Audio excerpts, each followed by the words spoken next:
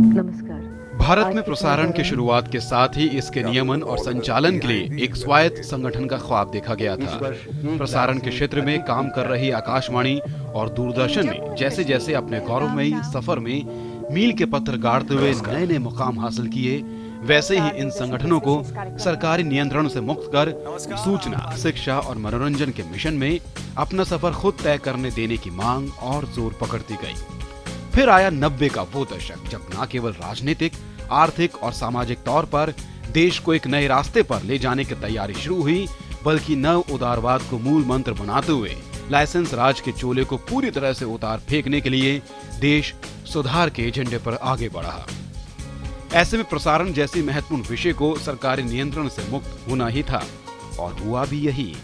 23 नवंबर 1997 को प्रसार भारती की स्थापना के साथ ही भारत में प्रसारण के इतिहास ने एक चक्र पूरा कर दिया। ये तारीख बनी प्रसार भारती के दोनों महत्वपूर्ण अंग दूरदर्शन और आकाशवाणी के लिए उस सफर पर आगे बढ़ने की, जहां सरकारी नियंत्रण और नियमन से मुक्त हो खुले आकाश में उड़ान भरनी थी। ऐसी उड़ान की जहां देश के नागरिकों को शिक्षित करने, सूचना प्रदान करने और उनके मनोरंजन की जिम्मेदारी के साथ अपने संसाधन खुद जुटाने का दायित्व भी था। प्रसार भारती के छाया तले अगले 15 साल के सफर में दूरदर्शन 31 सैटेलाइट टीवी चैनलों के जरिए टेरेस्ट्रियल प्रसारण के क्षेत्र में दुनिया का संभवतः सबसे बड़ा संगठन बनकर सामने आया है।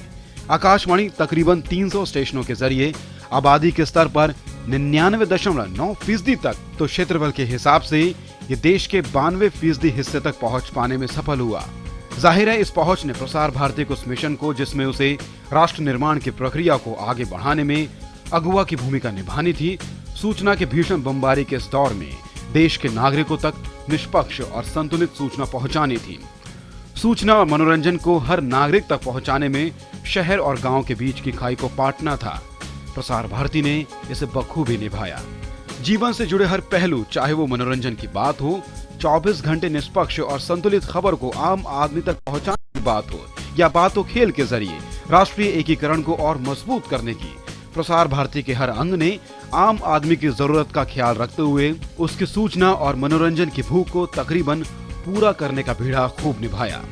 हालांकि राष्ट्र के इतिहास में 15 साल का वक्त बहुत कम होता है। प्रसार भारती को भी इस बात का एहसास है कि आगे लंबा और अंतहीन सफर है, जहां हर दिन नई चुनौतियों को नापना है।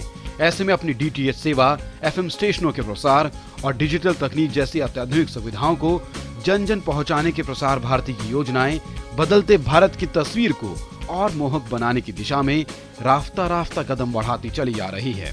Bureau report, DD news.